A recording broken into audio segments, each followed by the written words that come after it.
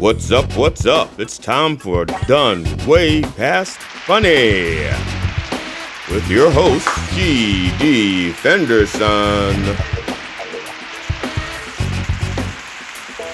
Join us as we take a look back at the early works of seasoned comedians before they were seasoned with this week's guest,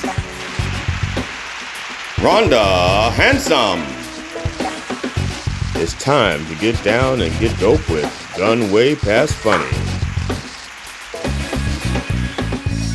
Hi, I'm G.D. Fenderson, certified forensic humorist at large, but I'm losing weight.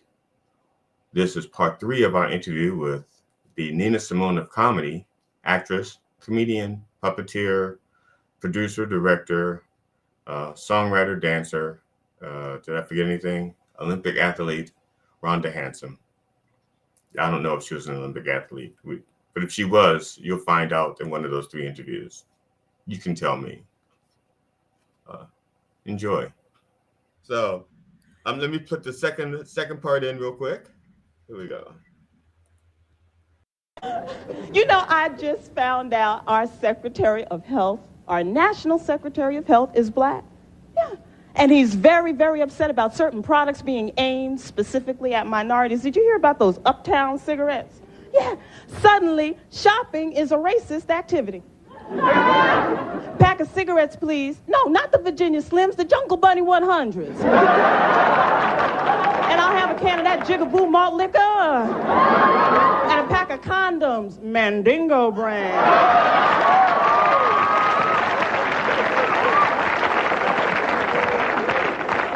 You know, advertising can be insidious, like that commercial when the model says, "Don't hate me, because I'm beautiful." I don't hate any white woman whose lips are thicker than mine. I don't. You see, I remember when black women didn't like our big fat lips, and now all of these white models and actresses are going to the plastic surgeon to get shots to make their lips thick. Can't you see when Michelle Pfeiffer walked into the doctor's office, she said, "Yeah, give me that Sade Ubangi look." We can't have nothing. What's next? Black hair transplants? Yeah, I want that kinky, hard to comb, nappy Tracy Chapman looking hair.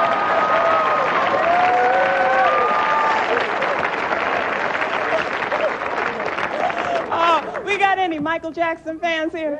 Yeah. I can't wait. Have you heard about his new autobiography, Beige Like Me? Yeah. I can't wait to read it. You know what I love? I love his video, The Way You Make Me Feel. Remember, Michael was wearing like high water pants and a string around his waist. Is it just me, or did he look like a chocolate Beverly Hillbilly? Well, the first thing you know, young Mike's a billionaire. He changes his chin, his nose, and his hair. He said a rock and roll zookeeper is the thing he wants to be, and he took to traveling with a chimpanzee. Thank you. I love you.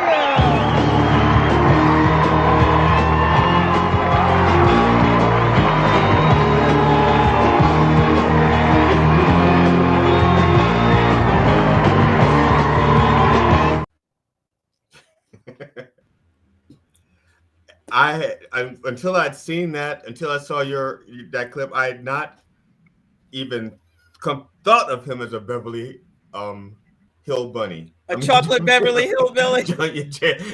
Beverly Hill Jungle Bunny. I hadn't even I had once you did that, I was like, she's right. That's it.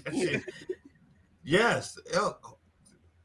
I hadn't so it expanded my horizon. I now have such a newfound respect for him. No, Chocolate Beverly Hillbilly, yeah. He probably just left his belt at somebody's room. Yeah, another extraordinary talent. Extraordinary. Yes. Let's see here. I had to. So. What? Now that you see the whole. I'm sorry. Now that you see the whole thing again.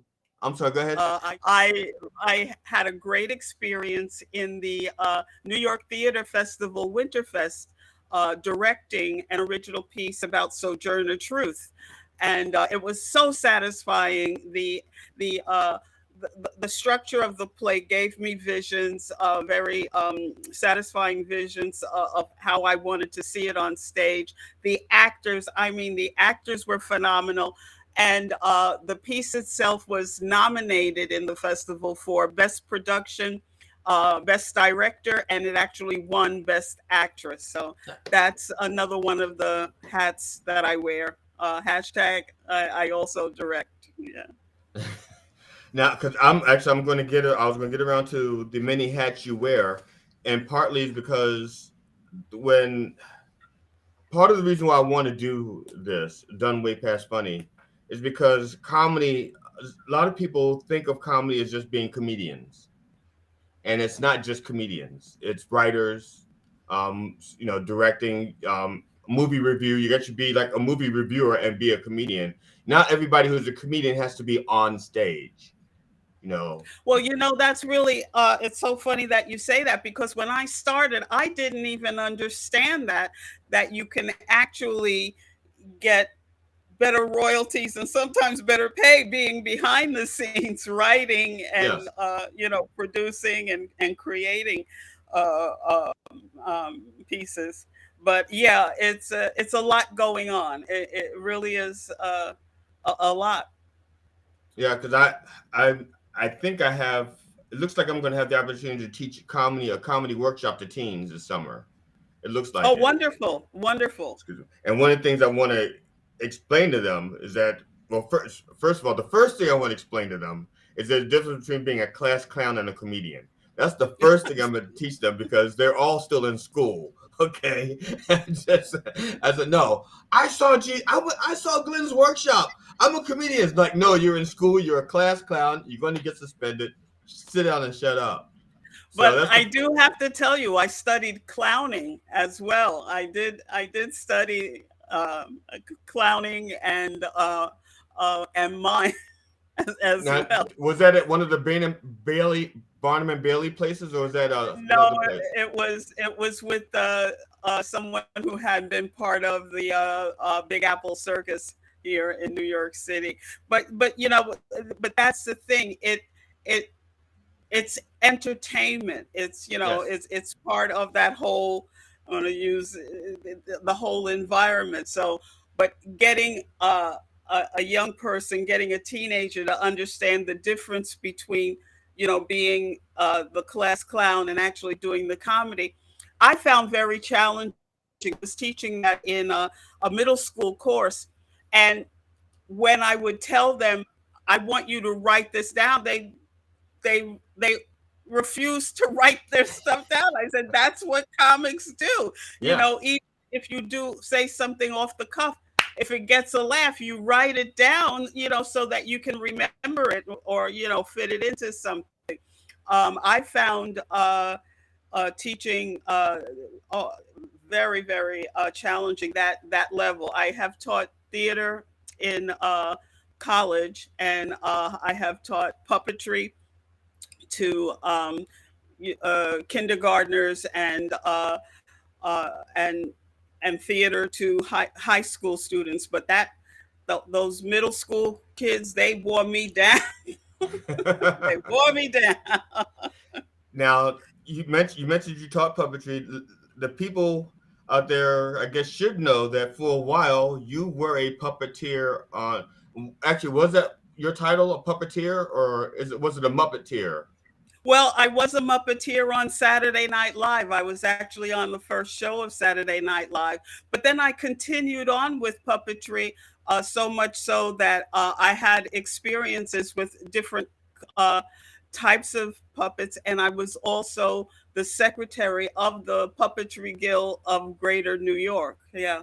For Do you still have your puppets? nope, nope. You know why I ask? I'm not okay. I'm going back to Politipod, and this is I reached out to Matt because I wanted to take some of our episodes and animate them, and I'm trying to figure out the best way to animate them, so that we could actually reuse them, but and act them out, but in 3D. So I mean, I could do it. We could do it like with cartoons, which means one of us has to learn how to animate on a computer. I thought about puppetry, but I don't have any puppets. I have body parts. I don't want to know about your sex life, Glenn. I really. I'm just saying that when a puppet dies, sometimes the string falls apart, and you can't get it back together, so you just have body parts. That's all I'm saying. It's so funny because I was thinking about the same thing, that social media is so visual now that I was thinking of repurposing, reusing a lot of material in a visual manner. Yeah. Yeah, so I'd reached out to Matt about that, and so uh, I was just trying to decide, because if we had somebody who actually could do animation, who's already caught up on it, because like I don't mind doing it, but I have to learn it, which means it could be a year before there's anything done, So I'll direct. I'd be happy to direct. yeah, but the script, like I said, but the scripts are there, the direction is there. Really, it's like a comic book. We're just Well, the script is the direction is an overlay on the script, actually, in my opinion. So that's why I'm trying to make sure that there's a line in the budget for me when the money comes in. And the more hats you wear, the more more things you do, then the bigger piece of the pie you get. I see the dollar signs. I see. I'm glad somebody does. I haven't earned the dollar signs, but I can see them in the galaxy far, far away. Now let's talk about let's go across the board. You've well let's I want to go to one more creative thing. So you write your own comedy, you write your own sketches, and you just direct it. So basically the skill set between writing for your stand up and for writing for sketch comedy, to me they're different. And if you don't mind talking about that, if you feel if you can, that'd be great. Yeah, it is different. It's actually also different than writing a play as well. I have a play that I've been thinking that I want to revisit. With the sketches, because on Politipod we are dealing in the oral, and I mean by the ear, experience of the audience. I look at it as writing for radio. Yes. And that refers back to my saying that right now our society is so visually focused that I have been considering animating some of my work. But with the jokes, it's not trying to establish a mood and characters like you do for the sketch, but just setting it up and getting to the punchline, and then maybe adding a tag or building a bit, putting chunks together. It is a big difference, and for me, it's an exercise doing all of those things. The writing the play, which is such a long form, and a totally different kind of structure than the sketch, which I again love the theater of the mind. When I was growing up, we didn't have a television, and I listened to radio to Gene Shepherd, which was a really big influence on me. He was a spectacular radio personality and told stories, which also has some influence on my storytelling, which I do a lot of that. And the joke writing, I think it was one of the more difficult things for me. It's coming easier now, but the joke writing of just getting that hard hitting punchline and then getting a tag that'll get you a guffaw is very exciting. It's very exciting. It's funny. I love laughter, but I don't write or tell jokes. So it's kind of it's I'm a Well, storyteller. that's a fascinating thing because a lot of times I'll be doing material and people don't even know it, you Yeah. know, and that's, you know, I find that fascinating when I meet someone new and I make them laugh. It really is an interesting experience. Like in my personal life, I have just been dealing with some new medical people in my life, and you know, and I'll say something and they'll be laughing and they don't even know that I'm a comedian. You know, but I love it. I love it. Yeah. That's funny. Now, when I go to my doctor twice a year, and they know I'm a comedian. So actually, so when I go in, they actually set me up to start doing a set while I'm waiting in the waiting room. So I have like an audience of like four per, medical personnel and maybe 5 or 6 people in the waiting room, and I'm putting on a show for like 9 to 10 people. No, and as soon as I walk in, Ian and go, Mr. Fenderson, how's it going? I said, fine, and he'll throw me up a softball. It's like, and he knows I can't stop. It's like a dog. It's like, you threw it, I have to fetch. So yes, Sounds like you have good health insurance too. it is. Yeah, yeah. 'Cause laughter is the best medicine. So there, it's pretty cheap too. Yeah, John Hopkins. Yeah, I have great policy. Um, but it's funny. What's the most memorable laugh you have? Oh my gosh. I It doesn't have to be on stage, because I mean I have one, but that's transformational for me. But I'm just saying I just want to know what yours is, When if you you have say one. a laugh, something that made me laugh or something that I say that makes other people laugh.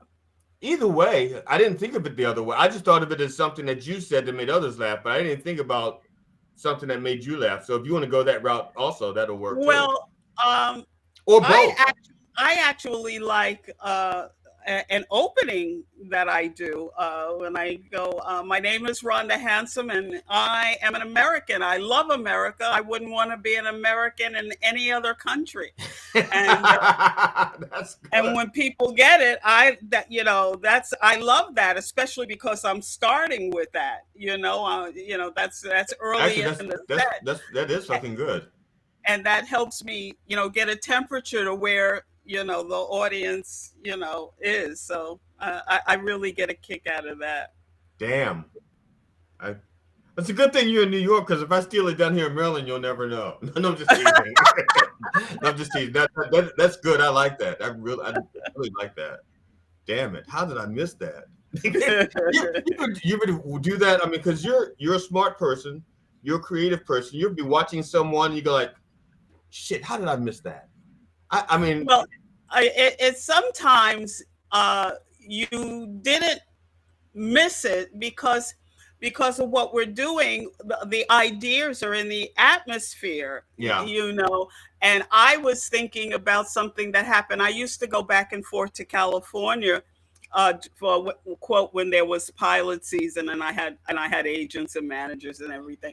And I remember my first time going there, and I was driving and I saw a street that said La Cienega, and I was like, that's a weird street, and I wanted to do it in my act, and I saw a black comedian out there. It'll come to me. Really great veteran, a great veteran comic, and he said it with the same pronunciation the way I read it, but he did it on television, Oh, okay. and I knew that even though I had thought of it, and I think I had actually said it in one of my sets, but because he did that on television, I'm not saying either one of us stole it from the other, but I knew I wouldn't be able to continue doing it because he had done it on a broadcast. I know sometimes I will submit scripts to Matt For those of you that I again, Matt Nisanoff is our fearless leader over at Politipod. And sometimes I will submit a script to him literally like weeks in advance, but long before we ever do it. It'll be sitting there for like 4 or 5 weeks, 6 weeks. And meantime, someone else will do something similar to it on television. And I have to remind Matt that, look, remember, mine was in first. We're still doing this. I'm not changing it. You know, I know it's similar, but I said, but if anything, they stole from me and you have a leak in your computer because they shouldn't be seeing my stuff yet. So yeah, I understand what you're saying about seeing something, and sometimes it gets out there before you get a chance to do it, but you also thought of it at the same time. Yeah. Yeah, yeah. Now, La Cienega. Oh, I mean La Cienega.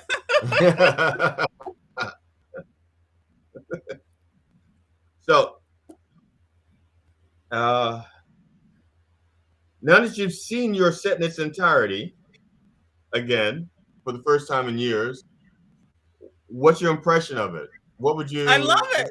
I love it. I love it, and I look great. Jesus Christ. I remember what a nightmare it was about my wardrobe because I as you can see, I like to dress up and I love sequins and I love jewelry and all of that. And I brought with me a dress that I used with while I was on tour with Anita Baker. It was a black sequin couture dress, a dress made for me, but it was exactly the same as the backdrop there. Ah, And I couldn't wear it. And I spent the entire time running around looking for something else to wear and finally bought something which I hated. And when I got there, they had that dress for me, which looked wonderful. And then I found out something that I had paid hundreds of dollars for and really didn't like. I couldn't even return. So I, I don't even know why I was saying that, but uh, such is life in sequins and comedy. I have so let me see, we talked Polytunics. Oh, I, Polytunatics, yeah. I Um, misspelled it. Sorry. yeah, Polytunatics. It's political cartoons, and we were trying to figure out, how to communicate what we were doing. I work with a really great illustrator. We haven't done anything this year yet because he's been busy. He wears a lot of hats. He makes models of superheroes and all kinds of things. His name is Scott Williams. He's on Instagram, and he's also an actor, and has a regular job. All of these things. So we haven't done anything this year, but a lot of our stuff. I do the writing. He does these great illustrations. Can be seen on Facebook under Politunatics. Those are political cartoons that I write, and he does the illustrations. Okay, I misspelled it. That's why I mispronounced it. I wrote the correct spelling down here now. Uh, Uh, uh, so but that's a Facebook page that people can go there and see what we've been doing over the years. and I will put a that's one of the things I do since this is I edit things together. Like almost everybody you referenced, I will put a picture up so that people know who we're talking about. Oh, You that's know, wonderful. That's yeah. wonderful. Thank you. And now, but there's a name that you may have to spell for me if I can't find it. Usually, I can find everybody that somebody mentioned. I have not. I have been successful. I have a 100% success rate in finding representation of almost everybody that people have referenced. But the person you mentioned with Bill Maher when you were at, Oh, Adrienne Tolsch. yeah, Adrienne Tolsch. She was what I call the queen bee at Catch a Rising Star. Uh, she actually Bill Sheff, who was a writer for the Letterman show, they were together. He and Adrienne Tolsch. Um, he uses her name for for his posts about a band that he's in. So you might be able to find some pictures under Adrian Tolsch on Facebook. Yeah, Um, but I didn't. I was because I didn't know about the pronunciation, and I also didn't know yeah, about the. So I also didn't know about the spelling. yeah. So I don't want to say the spelling and have it incorrect, but I'll email it to you cool. actually. Yeah, All right. cool. Yeah, that's And cool. But Adrian, his wife, I believe they were married. They were together for a long time. Passed away, but he uses her Facebook page for his band. He does I think 60s covers or something like that. Oh, And okay. so I'll send you the correct spelling for that. But Adrian Tolsch was one of those early women comics, along with Abby Stein and Rita Rudner. They were the big names when I came in, and Sandra Bernhardt. All of those people were like established when I came in to the showcase clubs. Now I uh, Abby Stein. I'm not familiar with. I have to Google that because I. Yeah, you I'm sure Abby Stein is probably Googleable. But one thing is, I just like every other comedian. I'm like if you said Rita Rudner, I have like an idea what her material's like. Almost everybody you've mentioned, I have an idea what they're like. But Abby Stein, I have like I'm drawing a blank. Uh, Both Abby Stein and Adrian Tolsch have passed, but I but they were the known New York women comics at the time. oh, I okay. came in. Yeah, yeah. Now, do you still get nervous, or I should say still, because I don't know that you ever got nervous. But do you get nervous when you perform, and what do you do to find your center? Not usually. I'm so excited and so happy to be doing it. I feel a adrenaline. I feel the adrenaline and the rush of being under the lights, the warmth of the lights, and the control that I have with the mic, and and that connection with the audience. That's I wouldn't say it's nervousness, it's excitement. One of the things that I loved about being in the Catskills, there would be a small band on stage with you, and Okay. and when the band would laugh, you really knew, you were hitting it because they've seen everyone. Yeah. They've seen Yes. absolutely everyone. So I wouldn't say nervous. I would say just incredibly excited about getting that fix, getting my comedy fix. I love that. I love getting that comedy rush. You'll see that challenge excites me. To especially when I know that I'm trying some new things out, and or a different order or something that really gets me going. Gets me going. I asked you about if you had a routine or anything, or a superstition or something, because I know I do. But most of the superstitions I have had died out of by accident or by necessity.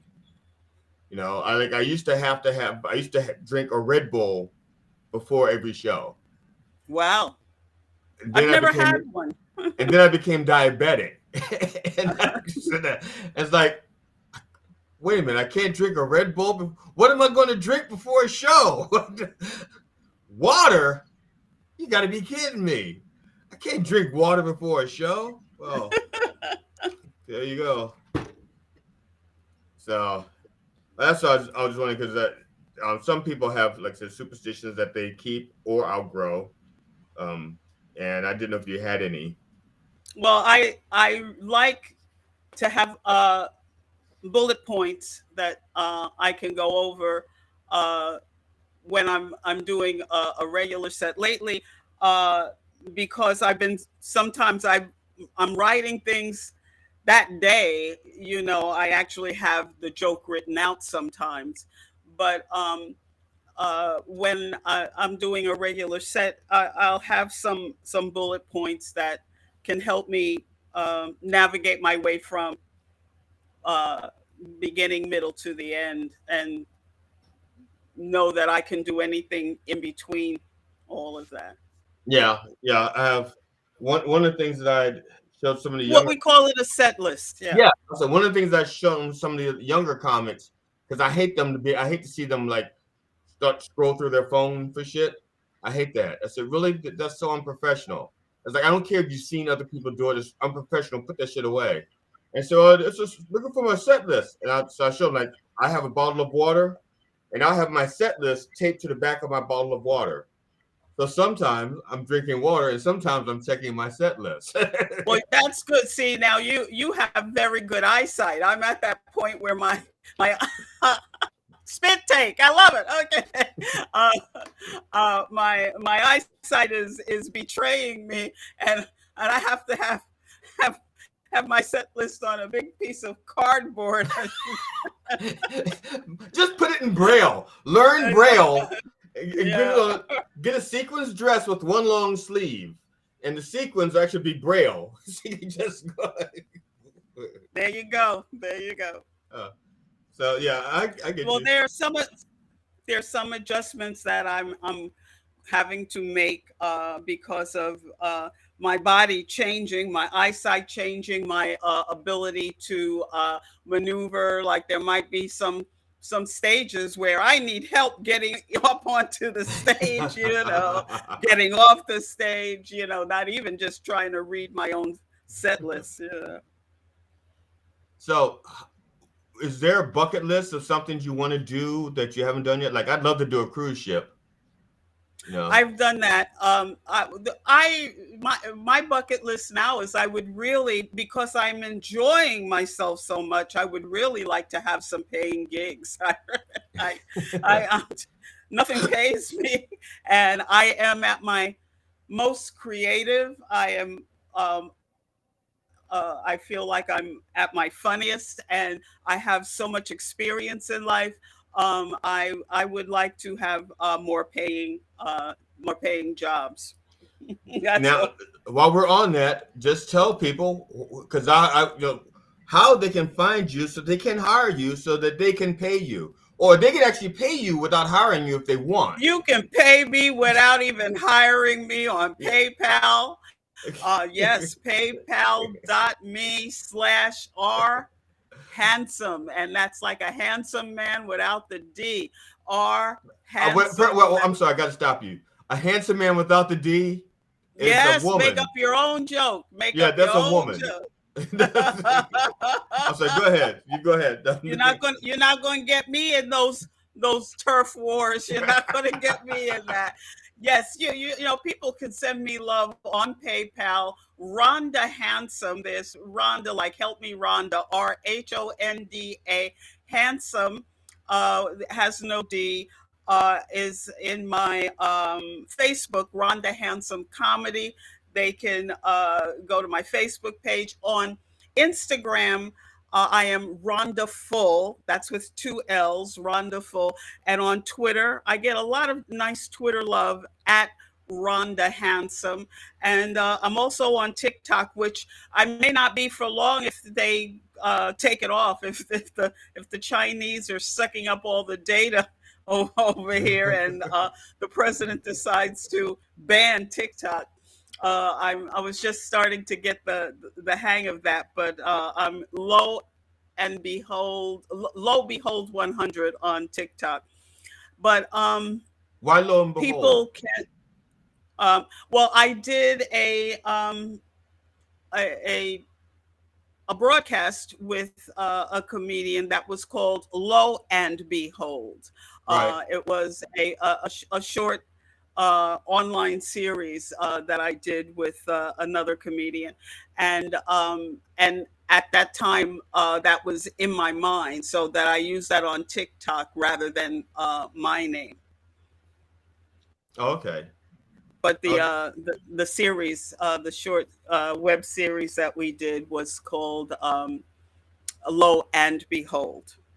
So you just dropped the and, so it's just lo behold. Yeah, so Lo Behold 100. I think that's it. You can type in Rhonda Hansome. Something will come up of me, probably in my bed or whispering sweet nothings to the TikTok audience. Or the ones you just did was erythritol. I'm probably saying Oh that yeah, wrong. on that artificial sweetener. Yeah, All this, yes, that one. That's the most yeah, recent one that I saw anyway. yes, yeah. Yeah, I don't usually see a lot of TikTok. I check to see how some of the stuff I do is on doing, and then I go back. That's it. Because I got trapped on there for 2 hours once. I was I can't. Well, watching. Glenn, it's horrible. It really is. It's a rabbit hole, and one day, I don't know how I came upon it, but there's a section in my phone that will tell me how long I've been on social media. And when I saw that double digit number, I screamed. I tell you, I really screamed. I said, oh, I hope I never see that again. It actually, you know logged in how much screen time I was doing on it. And I feel like social media is the devil's workshop. Well, I can't remember. I was sitting at my computer. I was sometimes if I'll be uploading something and I can't go anywhere until I just want to make sure it's uploaded. So while that's happening, I look check out the TikTok, as the kids say, and it was like an interview with Magic Johnson. He was talking about Michael Jordan, and I always enjoy people who are good at what they do when you talk about other people who are good at what they do and they're in the same field. I love those conversations. And so I was like, okay, what's he saying about that? And 2 hours later, I think I've watched like 40 interviews of Yes. of Magic Johnson, and then it went from Magic Johnson to other people talking about Michael Jordan, and then it went from people talking about Michael Jordan to Larry Bird. And next thing you know, I'm like 2 hours later, I've like watched all these 1 minute interviews. And I that's That's by design. It's by design to yeah, keep and it's you just there. like next, click. I'm not even swiping. It just starts the next one. I'm like, oh That's right. Grab those eyeballs. They grab yes, those eyeballs. Well, yeah. I hope that this grabs eyeballs, and I can't wait for everyone to let you know how much they enjoyed our conversation. Oh, same here. Like I said, I will. Well, first of all, I appreciate you doing this for me, and because I my intention is for people who love comedy to get a different viewpoint of it, maybe learn something about how the sausage is made, and for new people to realize. And the main thing, and that's why it's called Way Done Past Funny, is that we were not always as good as we are. At one point we sucked just like the newbies, and I just want them to be inspired to, if it's in their heart and soul, to keep trying. And if it's not in their heart and soul, maybe they shouldn't be on stage, but they can still do comedy. They could direct, they could write, they could act. Movie reviews. The world of comedy is almost endless. Or You they can can even be great audience people and pay a minimum 2 drink minimum and buy a ticket for live comedy. yes, yes, yes. Or be a show producer and start hiring the comedians that and while you're hiring them, hire Rhonda. Yes, yes. Yeah. So, I really I appreciate this, and I hope you Thank you for enjoyed it. having me. Thank you for asking me. And as soon as this is like I said, it's going to be to be honest, it's going to be like a couple of weeks before I edit this down because I usually Just let me edit. know so I can tell Yes, people about it. yes, but then I'll put it up on YouTube, and then it'll be on Knob TV on Roku. So Great. that, Very good. so thank you so much. I appreciate it. Let My me see. pleasure.